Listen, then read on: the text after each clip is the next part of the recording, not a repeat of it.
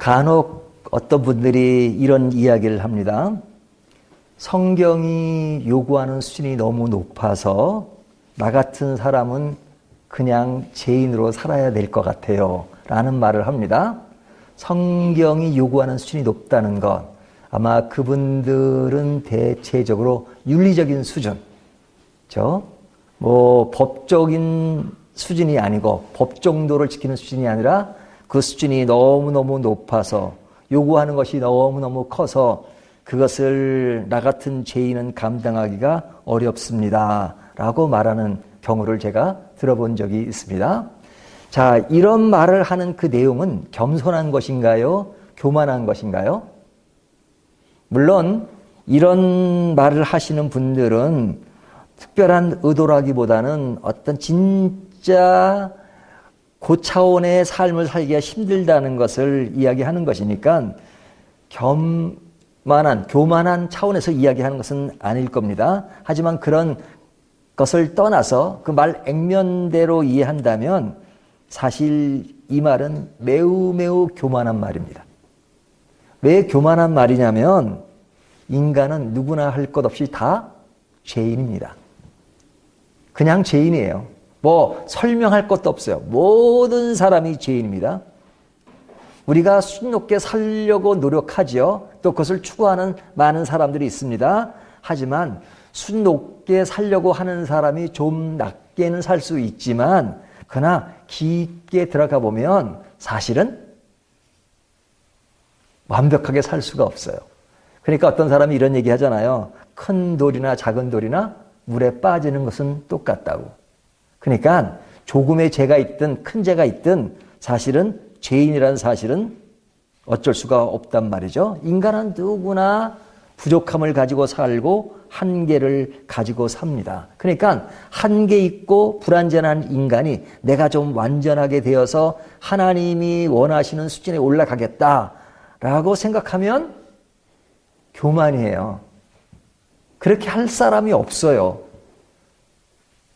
그렇게 노력하고 그런 자세를 갖는 것은 매우 매우 중요하고 좋은 일이지만 그러나 그렇게 해서 내가 어느 선까지 도달하겠다라는 것은 사실은 불가능한 일입니다. 그러니까 신앙이라고 하는 것은 내가 어떤 수준까지 살겠다는 것이 아니라 수준 낮은 나를 받아주시는 하나님께 엎드려서 그 모든 것을 하나님께 맡기는 게 신앙이에요.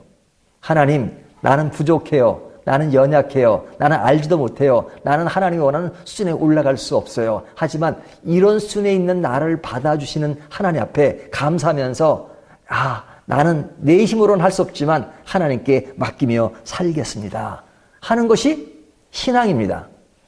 다른 종교에서는 높은 윤리 수준을 요구하는지 모릅니다. 물론 우리 기독교가 윤리 수준을 무시하지 않아요.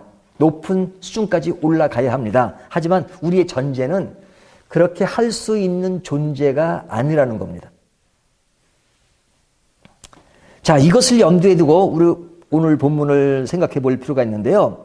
자, 에스겔서 후반부인 36장부터 보면 이스라엘은 망하죠. 누구에게 망했죠? 바벨론에게 망하죠. 엄밀하게 따지면 유다인데 사실은 이제 편하게 이스라엘 하면 유다와 이스라엘을 다 포함해서 말씀드리는 겁니다. 자, 이스라엘이 망했습니다. 망했는데 그 망한 시점부터 하나님은 에스겔 선지자를 통해서 굉장히 가까이 격려의 말씀을 하십니다. 그 전까지는 어떤 말씀 하냐면 너희가 망할 것이다. 그러니까 회개하라 하는 말씀을 주로 하셨는데 망한 이후부터는 뭘 말씀하시냐면 너희가 회복되게 될 것이다 하는 격려의 말씀을 하십니다. 그러니까 36장서부터 에스겔이 48장까지 이어지는데 그 내용들을 보면 한결같이 격려의 말씀이에요. 그러니까 망한 후에 회복을 말씀하시는 거죠. 이것이 하나님의 마음입니다. 하나님은 이스라엘이 무너지는 것을 좋아하시는 분이 아니고 그런 과정을 통해서 그들이 일어서기를 원하시는 거예요. 그래서 너희가 일어서게 될 것이라고 말씀하고 있습니다. 자, 그것을 36장 이후로 보면 어떻게 격려하셨는가? 에스겔 선지자에게 한 상을 보여주셨어요. 한 상을 보여주는데 어떤 한 상을 보여주셨냐면 37장에 보면 마른 뼈 한 상. 마른 뼈라는 건 뭐예요? 뼈인데 말랐어요. 그러니까 죽은 지 오래됐다는 거죠. 그 뼈에 심줄이 생기고 살이 생겨서 또 생기를 불어넣어서 살아나고 사람이 되어서 그것이 이스라엘 군대다 하는 한 상을 보여주잖아요. 그러니까 너희가 지금 상태는 뼈와 같은 상태지만 너희가 생명을 얻고 살아있는 군대가 될 것이다 하는 것이 격려잖아요. 또 38장, 39장에 보면 고개 군대의 이야기를 통해서 너희가 어떤 침략과 어려움이 있다 할지라도 그곳에서 그들에게 눌리지 않고 그것을 극복하게 해주실 것이다. 그들을 내가 멸망할 것이다. 그러니까 너희가 회복되는 과정에 있지만 경각심을 가지고 그 과정을 잘 유지해라 하는 말씀을 하시잖아요. 그리고 40장서부터 42장, 43장까지는 무슨 얘기를 주로 하시냐면 성전 이야기를 하십니다. 성전 이야기를 하시는데 그 성전의 모습이 굉장히 디테일해요. 동서남북에 있는 바깥서부터 안으로 들어갈지 성전 모습, 것이 크기, 모양새 이런 것들을 쭉 이야기하잖아요. 자, 이와 같은 이야기를 하는 것은 그들에게 희망을 주는 겁니다. 제가 새벽 기도 때도 말씀을 드렸지만 어떤 사람이 그냥 만나서 우리 언제 한번 시간 될 때 식사나 한번 하자. 그러면 약속이 아니에요. 하지만 진짜 약속은 몇 월, 며칠, 몇 시에 어디서 만나서 만나자. 그것이 약속이잖아요. 그것처럼 하나님께서 성전의 모습을 아주 디테일하게 보여준 것은 반드시 너희를 회복시키겠다는 겁니다. 이스라엘 사람들에게 성전의 의미는 굉장히 큰 것이잖아요. 자, 그런 말씀이 36절부터 쭉 이어지다가 오늘 본문인 44장에 온 겁니다. 근데 이 44장에 와서 보여주시는 것이 무엇이냐? 자, 앞에는 무슨 내용이었다 그랬어요? 40장서부터 성전 이야기가 계속 나왔죠. 그 성전이라고 하는 것은 외형상으로 보면 이제 건물이잖아요. 그래서 건물 이야기가 몇 인치 하듯이 인치란 말을 쓰진 않지만 그렇게 길이를 이야기하고 규모를 얘기하고 그랬단 말이죠. 그런데 그런 외형적인 건물보다 더 중요한 건 뭡니까? 성전의 진정한 의미는 그 안에 누가 계신 거예요? 하나님이 계신 거잖아요. 그러니까 하나님이 계시지 않는 성전은 건물에 불과해요. 성전의 중요함은 하나님이 계신 겁니다.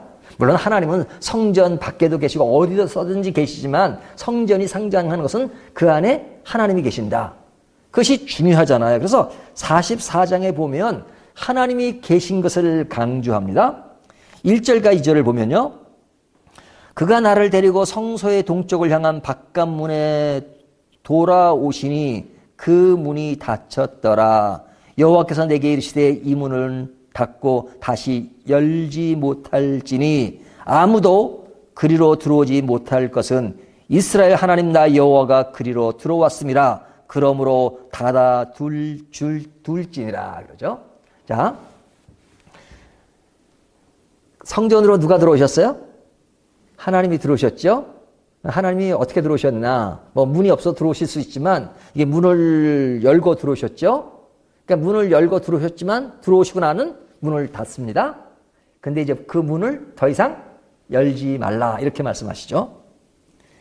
자, 문을 닫아 두어라 하는 것이 무엇을 의미하는 것일까? 이것이 오늘 핵심적으로 보여주는 말씀일지도 모릅니다. 자, 우리가 하나님의 논리와 세상의 논리가 다를 때가 참 많아요. 요즘은 문을 닫는다는 말은 별로 좋은 의미를 담고 있지 않잖아요. 제가 옛날에 영화를 좋아해가지고 독립영화를 많이 봤습니다. 이 독립영화 중에 그 문이라는 영화가 있었어요. 문. 한 길이는 한 10분 정도 되는 영화인데, 그 당시니까 지금부터 한 90년도, 80년도, 그 정도 됐을 겁니다. 정확하게는 기억이 안 나는데, 충무로에 보면 극동빌딩이라는 게 있어요. 그 빌딩이 막 올라갈 때 그 시즌에 이제 그 독립영화를 찍었더라고요. 찍었는데 그 독립영화가 뭐냐면, 제일 처음에 이제 우리나라가 경제개발이 되면서 발전하는 모습을 갖다가 이제 이렇게 건물 올라가는 것을 찍는데 그 대표적인 건물로 이제 극동 빌딩을 딱 찍었어요. 그래서 내가 그 시기가 언제쯤이라는 걸 기억하는 겁니다.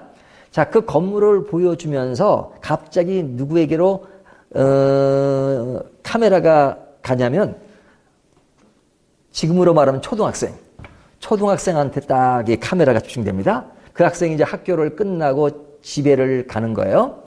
근데 좀 오줌이 말이에요. 오줌을 싸려면 화장실을 가야 되잖아요. 화장실을 찾는 겁니다. 화장실을 딱 찾으려고 이제 어떤 건물에 들어가니까 그 화장실 문이 다 잠긴 거예요.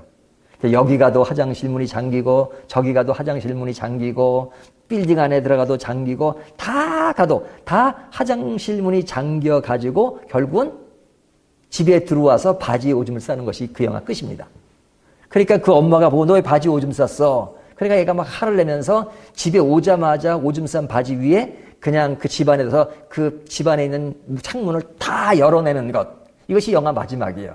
그러니까 상업화되던 시기에 나라는 발전하고 경제로는 올라가고 있지만 사람들의 문은 다 닫혀 있다 하는 이야기를 하는 겁니다. 그러니까 제일 마지막에 오줌 싼 아이가 집안에 들어 문을 다 열어놓는 것은 이제부터 여러분 문을 여십시오 라는 메시지의 영화를 주는 겁니다. 자, 이것이 좀 의식 있는 사람들의 이야기예요. 의식 있는 사람들은 세상을 살 때 문을 닫히지 말고 닫혀놓고 살지 말고 문을 열고 살아라. 마음의 문도 열고 대화의 문도 열고 모든 것을 문을 열고 살아라. 그렇게 이야기하잖아요. 문을 닫고 사는 사람은 자기 안에 갇혀 사는 사람이니까 그런 사람을 좋게 보지 않습니다. 자, 그런데 오늘 본문은 그와는 반대로 하나님이 들어오신 그 성전에 문을 열라고 해 닫으라고요. 닫으라 그러죠. 닫으라 그러죠. 이 문을 닫으라는 것은 세상의 논리와는 좀 다르지만 하나님과의 관계에 있어서는 세상의 논리와 다를 수밖에 없습니다. 제가 정치 이야기는 잘 안 하지만 정치 이야기를 할 때 이런 얘기는 좀 가끔 하죠. 진영 논리에 빠지지 말라고. 진영 논리에. 그 어떤 진영에 빠져가지고 그것이 기준이 되면 진영 논리에 어떤 것에 속할 수는 있지만 그러나 거기에 완전히 빠져가지고 바른 것과 바르지 않은 것을 구별하지 못하고 그 편 이야기만 하면 안 된다 이거죠. 근데 세상의 모든 것들은 진영 논리에 빠지지 말라는 것은 어느 누구도 완전하지 않기 때문에 그렇습니다. 어느 당도 완전한 당이 없고 세계 어디를 가도 완전한 정치를 이룬 나라가 없어요. 그러니까 정권이 자꾸 갈리는 거죠. 바뀌고 완전하지 않으니까. 하지만 하나님은 완전하세요. 그러니까 완전하신 분이라면 그곳에 속해야 됩니다. 그때는 완전 진영 논리가 돼야 돼요. 그러니까 신앙은 진영 논리예요. 하나님 외에 다른 신은 없다. 하나님 외에 예수님 외에 구원은 없다. 이게 완전 진영 논리잖아요. 왜? 진영 논리가 완벽하죠? 완벽하니까. 하나님이 완전하시니까. 세상은 완전하지 않기 때문에 진영 논리에 속하면 안 된다는 겁니다. 사람도 완전한 사람이 없기 때문에 그 사람에게 올인할 수가 없어요. 완전하지 않으니까. 아무리 가까운 사이라도 잘못했을 때는 잘못한 것을 말해줘야 되고 고쳐야 되고 그러면서 성장해가고 성숙해가는 것이죠. 하지만 하나님 앞에서는 하나님 그거 좀 고치세요. 그렇게 말할 수가 없어요. 왜? 하나님이 완전하시가 죄도 없으시고 세상을 창조하시고 모든 것이 완벽하니까. 그러니까 하나님이 이 이야기를 통해서 이야기하고 싶은 것은 뭐냐면 하나님 안에서는 그 안에 포함되어라 이런 얘기죠. 그러니까 성전의 주인은 누구세요? 하나님이시죠. 하나님은 성전 안에 계신 분이에요. 성전 밖에도 계시지만 성전 안에 계신다는 상징적인 의미는 뭐냐면 성전 안에 하나님이 계실 때 그 성전이 완전한 성전이라는 거예요. 우리가 몸을 성전으로 비유하잖아요. 우리 안에 누가 계실 때 우리가 완전한 성도예요? 온전한 성도예요? 하나님이 계실 때. 그러니까 그 하나님을 늘 모시고 살아야죠. 모시고 산다는 것을 좀 문학적으로 표현하면 하나님이 들어오시면 문을 닫고 하나님이 나가지 않으시고 문 안에만 계시도록 모시고 사는 것. 문을 너무 자유롭게 열어가지고 좋을 때는 하나님이 어서 오십시오. 그리고 에휴 이럴 때는 하나님 좀 나가 계세요. 그래요. 그렇죠? 내가 좀 나쁜 짓 하고 그럴 때는 하나님 이럴 때는 좀 나가 계세요. 내가 좀 힘들 땐 좀, 그땐 좀 들어오세요. 그러나 좀 내가 좀 다른 거 좀 하려니까, 그때는 좀 내 수단, 내 방법이니까, 그때 좀 나가 계세요. 아니라는 거예요. 하나님은 언제나 성전 안에 계시야 된다 하는 것을 말씀하고 있는 겁니다. 그러니까 성전의 이야기로부터 가장 중요한 것은 성전 안에 하나님이 늘 계시는 것. 근데 세상에는 많은 권력을 가진 사람이 누구죠? 왕이죠. 3절 보면 왕은 왕인 까닭에 안길로 이 문 현관으로 들어와서 거기에 앉아서 나 여호와 앞에서 음식을 먹고 그 길로 나갈 것이니라. 그러죠. 자, 여기 왕은 한 나라의 아주 그 권력자잖아요. 그 권력자도 성전에 들어오면 하나님 한번 들어오셔 그곳에 계시지만 그 사람은 나가야 돼요. 세상의 왕이 군림할 수 있는 것이 아니에요. 아무리 세상에 높은 직위에 있다 할지라도 그 사람은 하나님 앞에서는 아무것도 아니에요. 하나님이 주인이시고 하나님이 절대자시다라는 것을 보여주는 것입니다. 그러니까 성도는 하나님 앞에서 늘 낮아진 자세로 우리 인생의 모든 것을 하나님 안에서 살아가는 것, 이것이 신앙인의 모습이어야 됩니다. 하나님의 소명을 받은 소명자의 또 사명자의 모습이어야 합니다. 그래서 신약 성경은 이런 표현을 어떻게 하냐면 그리스도 안에, 예수 안에, 하나님 안에, in Christ, in God 그렇게 말하잖아요. 하나님 안에 있는 우리의 삶이 신앙적으로 아름답게 사는 것은 늘 하나님 안에 거하는 겁니다. 하나님 안에 거한다는 것은 하나님 안에서 내 인생을 계획하고 내 인생을 선택하고 내 인생을 만들고 하는 모든 것들은 하나님 안에서 이루어지는 것. 그것을 이야기하는 겁니다. 그러니까 지금 이스라엘 백성들은 지금 망해서 바벨론에 있고 다른 나라에 있습니다. 그럴 때 성전의 이야기를 보여주시면서 성전 안에 계시는 그 하나님을 늘 모시고 사는 것. 지금은 떨어져 있고 성전도 없는 상황이지만 성전 안에 계신 하나님이 얼마나 중요한가 하는 것을 말씀해 주고 있는 겁니다. 두 번째 이야기는요. 이 4절부터 14절까지 이야기를 보면 성전은 더럽혀져서는 안 된다는 것을 말씀해요. 그렇죠? 우리가 신약 시대에 보면 예수님이 성전이 더럽혀져 가지고 막 채찍으로 그냥 성전을 뒤엎은 사건이 있잖아요. 왜 뒤엎었어요? 성전이 더러워졌으니까.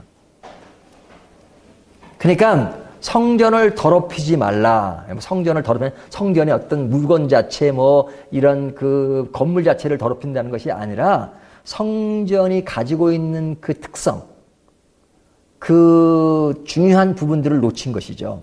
그런데 오늘 본문 7절을 보면 이렇게 말씀하십니다.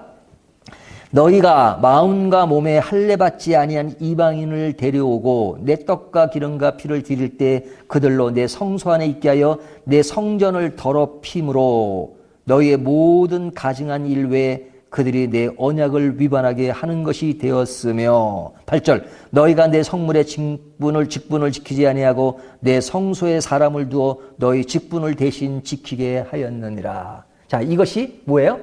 성전을 더럽힌 것입니다.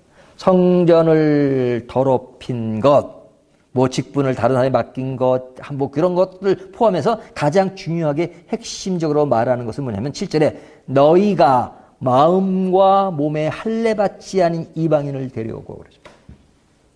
자, 여기서 이방인이라는 것은 하나님이 이스라엘 백성을 선택하셨잖아요. 선택한 그 표징이 뭐냐면 할례를 행하는 겁니다.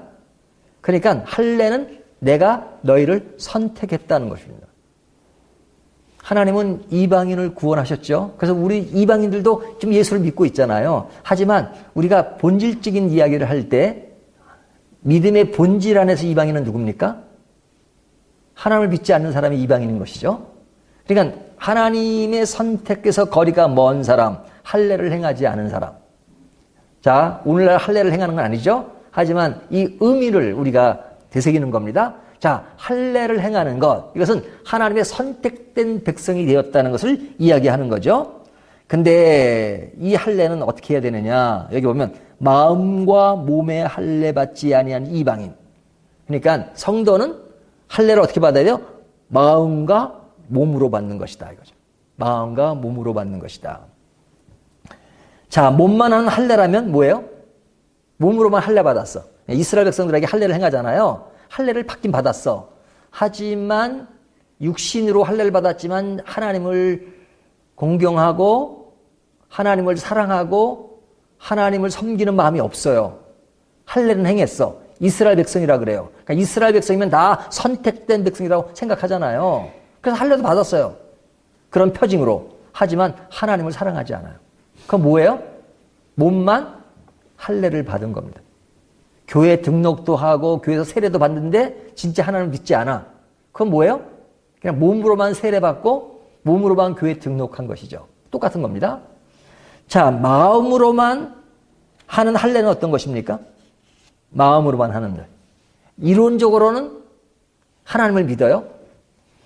또 관념적으로도 그냥 하나님이 최고고 하나님이 창조주시고 구세주인 걸 믿어요.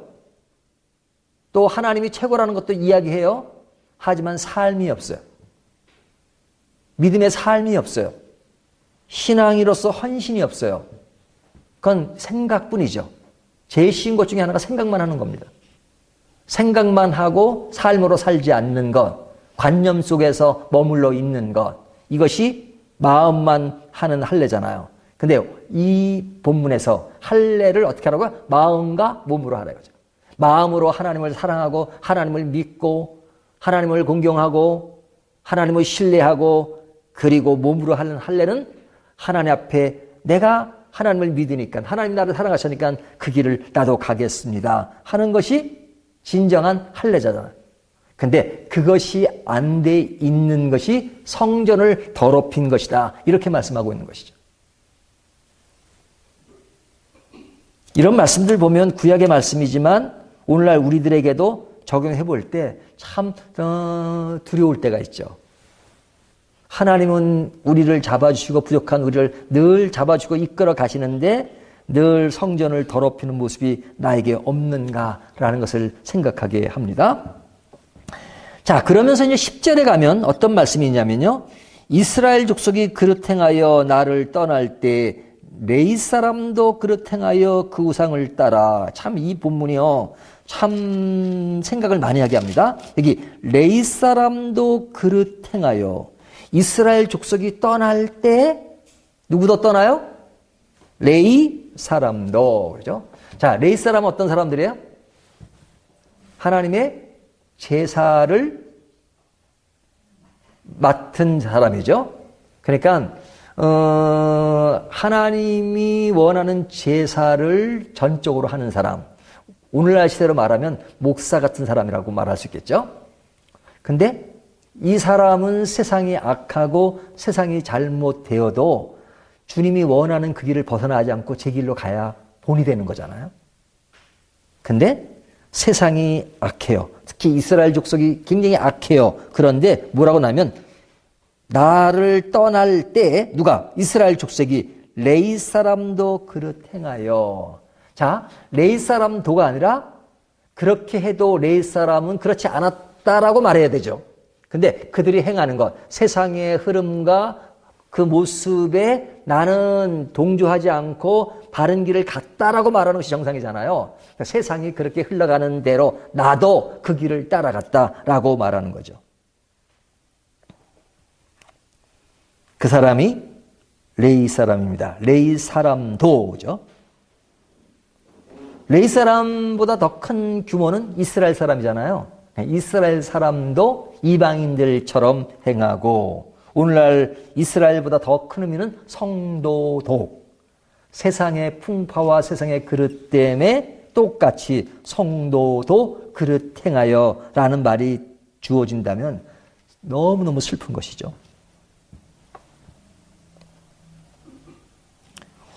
우리가 성도라는 것, 레위 사람이라는 것, 어떤 직분이 주어진 것이고 신앙적 위치가 주어진 것이잖아요.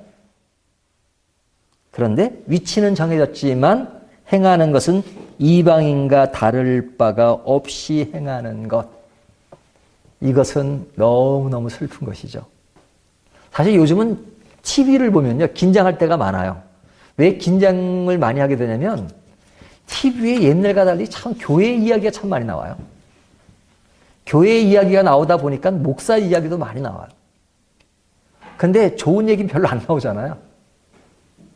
뭐 코로나 정도는 뭐 그렇다 하더라도. 그냥 어떤 안 좋은 이야기들이 참 많이 나와요. 그러면 그 소수 사람만 그런 거지 뭐 다수가 그런 건 아니다라고 말할 수 있을지 모르지만 그러나 그런 것들이 참 우리를 슬프게 해요. 우리를 슬프게 해요. 슬프게 하면서 나는 그런 면에서 자유한가 하는 생각도 하게 되잖아요. 하나님이 지금 이스라엘 백성들의 회복을 이야기하면서 이들 중에 하나님이 사랑하는 모든 위치와 관계가 놓여져 있음에도 불구하고 다른 길로 가는 것, 본받지 말아야 될 것을 본받는 것, 굉장히 슬퍼하시는 거죠. 그래서 뒤에 나오는 이들의 이야기와 비교하는 것이 뭐냐면 뒷부분에 보면 15절 이후에 보면 사독이라는 사람이 나옵니다. 제사장 사독. 이 사독이라는 사람은 다윗 때의 사람인데요. 이 사람은 제사장의 역할을 세상이 어렵고 막 그냥 뒤바뀌는 그런 상황 속에서도 다윗과 함께 믿음의 길을 갔던 사람의 이름이 나옵니다. 사독. 그냥 이 사독은 레위 사람들과 비교되는 거죠. 그러니까 그 사독이 행했던 그런 이야기를 통해서 정말로 무엇이 중요하냐? 어떤 분에 완전히 소속되어서 그분과 더불어가는 것이 중요하다는 걸 보여줘요. 자, 제가 설교 서두에 뭐라고 말씀드렸어요? 우리 인간은 완벽하지 못합니다. 그러니까 완벽하지 못한 우리 인간에게 믿음을 가지고 살아라. 또 성전을 더럽히지 말고 살아라. 그건 너무 당연한 말씀이에요. 하지만 그렇게 노력해도 잘 안 되는 경우가 많잖아요. 그 안 되는 것을 전제로 해서 우리는 완벽하지 못하다. 하지만 완벽하지 못하다고 하니까 우리의 어떤 잘못한 것을 정당화시키고 합리화시키다는 것이 아닙니다. 그렇지만 이런 우리들을 잡아주시고 이끌어 가시는 하나님을 바라보면서 그 안에서 하나님이 우리를 보살펴주는 그 범주 아래서 우리의 신앙을 다시 한번 되새기면서 믿음의 길을 가야 되겠다. 그러니까 내가 이렇게 함으로써 어느 시점에 도달한다는 얘기가 아니라 나를 그렇게 만들어주는 하나님의 사랑과 손길에 의해서 나는 달라져야 되겠다. 라는 신앙의 의지를 갖는 것이 중요하다는 것이에요. 근데 그 의지는 하나님을 제껴두고 그러니까 내가 한번 해볼까가 아니라는 거죠. 그건 불가능하니까 항상 진영 논리에 빠져라는 거예요. 신앙의 진영 논리는 맞는 것입니다. 하나님 진영 논리에 빠져라. 사독이란 사람이 앞에 레위 사람과 비교되는 것은 뭐냐면 그는 다윗을 배반하지 않고 끝까지 그와 함께 믿음의 길을 간 거예요. 그러니까 우리의 삶의 모든 초점은 절대 기준은 하나님이신 겁니다. 사실 오늘 본문 이야기가 그거예요. 다른 거 아니에요. 성전 안에 누가 계신다고요? 하나님이 계세요. 하나님과 함께 더불어 살아남은 모든 것을 하나님께 맡겨라. 하나님에 의해서 하나님의 모든 손길에 의해서 내가 따라가면서 그 안에서 말씀을 듣고 아뢰고 생각하면서 그 안에서 나의 신앙의 모든 것들을 하나님 안에서 생각할 수 있는 것. 이거는 교회에 나올 때부터 생각하던 거잖아요. 특별한 얘기도 아니잖아요. 늘 듣는 이야기잖아요. 하지만 우리의 신앙의 갈등은 사실은 이게 안 돼서 그런 겁니다. 이게 안 되는데 다른 곳을 찾아요. 내가 뭔가를 보여드리겠다. 하나님 앞에 뭔가를 보여드릴 게 뭐 있어요, 우리가요? 있습니까? 뭔가를 보여드릴 게 있으십니까? 모르겠어요. 저는 없어요. 뭔가를 보여드리고 싶어도 맨날 딴짓만 해. 제 경우는 그래요. 근데 제 경우만 그럴까? 성경이 뭐라고 말씀하시냐면 모든 사람이 죄를 범하였음에 하나님의 영광에 이르지 못한다 그러잖아요. 그러니까 신앙이라고 하는 것은 그냥 잘난 척하는 게 신앙이 아닙니다.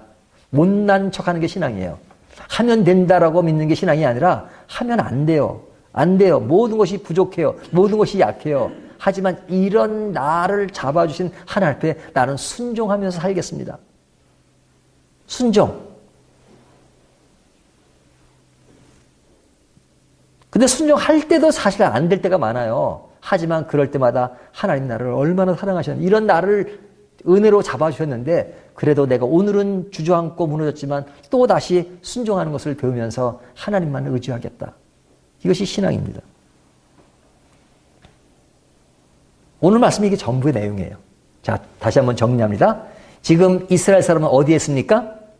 유모지에 있죠. 지금은 이스라엘 백성들이 뭐 바벨론 포로 있을 때 앞으로 몇십 년이 더 있어야 지금 기한을 할 수 있을 때가 됩니다. 지금 굉장히 유모지에 있을 그때 현실적으로는 성전도 없는 거죠. 성전 다 무너지고 고국을 잇고 성전도 없는 그런 상황입니다. 그런 상황에 있는 이스라엘 백성들에게 선지자의 예언을 통해서 분명한 회복의 약속을 해주시고 앞길을 이야기해 주셨습니다.